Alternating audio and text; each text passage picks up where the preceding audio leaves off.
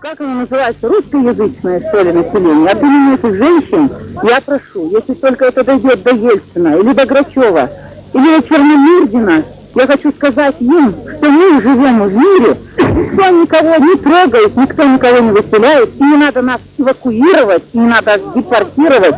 Мы как жили на чеченской земле, так и будем жить. И вот эту всякую ерунду, которую они говорят, что нас выселяют, квартиры выкидывают, туда-сюда, это все неправда. Вот здесь русских женщин, наверное, больше, чем чеченок. Вот эти стоят русские женщины, стоят. Я, например, никогда... У меня соседи русские, и вот чеченка, соседка. Я никогда не думала, что нам придется сегодня вот с такой миссией идти по этой дороге. Я очень прошу, кто меня слышит, матеря этих солдат, руководители нашего государства, кто нас слышит в соседней республике, заберите своих детей, не делайте из них пушечное мясо.